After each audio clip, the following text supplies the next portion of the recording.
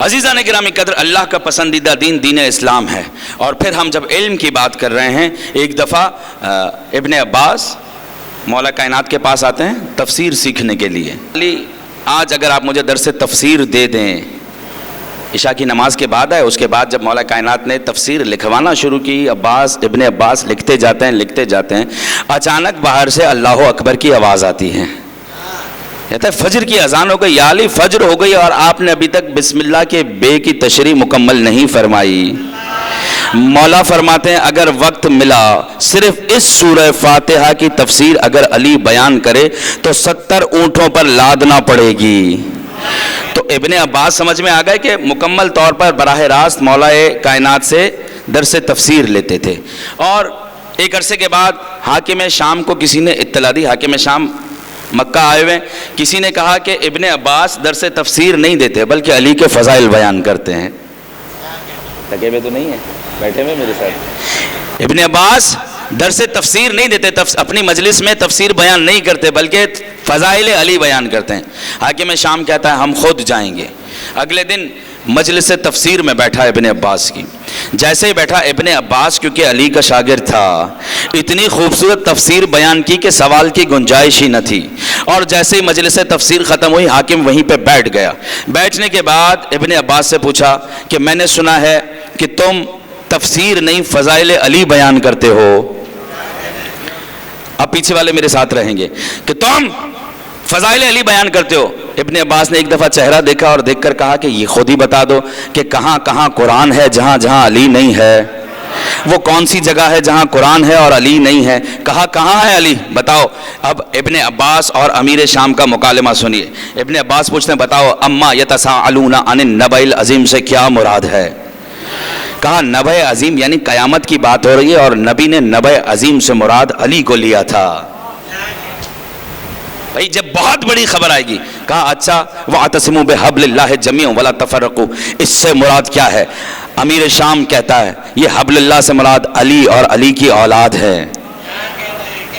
کوئی اور آیت بتاؤ، اس میں تو علی کی اولاد کا تذکرہ ہے، علی کا تذکرہ ہے. کہا اچھا پھر یہ بتائیے کہ کفا باللہ شہیدن بینی و بینکم ومن عندہ علم الکتاب سے کیا مراد ہے؟ کہا یہ تو اللہ کی گواہی کی بات ہو رہی کہ اللہ گواہ ہے اور وہ گواہ ہے جس کے پاس کتاب کا علم ہے. تو کتاب کے علم سے مراد یہاں پر نبی نے علی کو لیا تھا، اس کے علاوہ کوئی آیت ہے تو بیان کرو.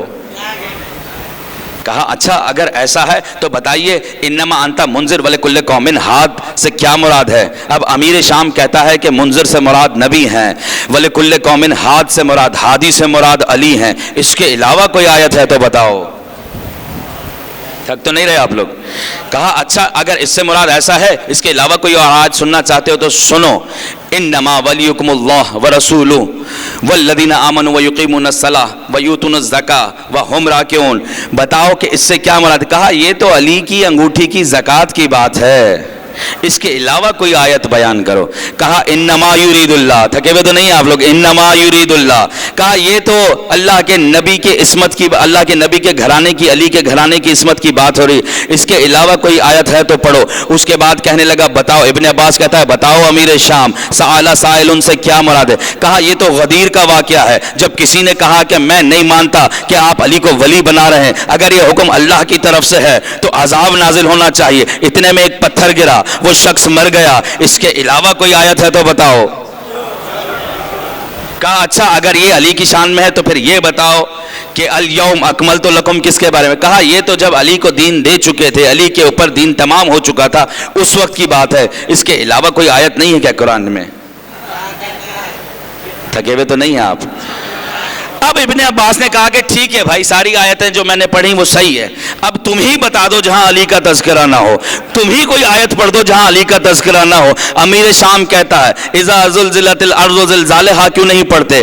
ابن عباس نے مسکرا کر کہا یہ بھی علی کے بارے میں ہے.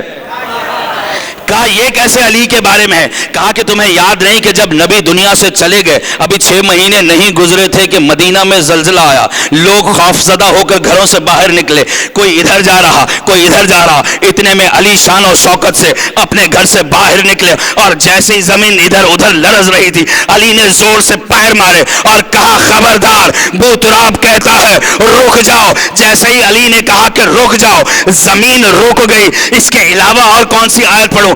امیر شام جلال میں آیا, زمین سے اٹھا اور اٹھ کر کہا ابن عباس صاف صاف کیوں نہیں کہتے کہ جب تک قرآن ہے. بھائی جملہ مکمل نہیں ہوا, جملہ مکمل نہیں ہوا. ابن عباس صاف صاف کیوں نہیں کہتے کہ جب تک قرآن ہے علی کا ذکر باقی رہے گا؟ میں کہتا ہوں امیر شام, یہ سوال آپ نے ابن عباس سے کیوں کیا کہ آپ نے رسول کی حدیث نہیں پڑھی کہ علی قرآن کے ساتھ ہے, قرآن علی کے ساتھ ہے. اب اگر کوئی علی کی مخالفت میں قرآن کو ختم کرنا چاہے تو میاں یہ قرآن کتابوں میں مل جائے گا, ختم کرنا چاہو تو تمہاری مرضی, لیکن یہ قرآن صرف کتابوں میں نہیں لوح محفوظ پر بھی ہے. تو جب تک لوح محفوظ ہے ذکر علی بھی باقی رہے گا.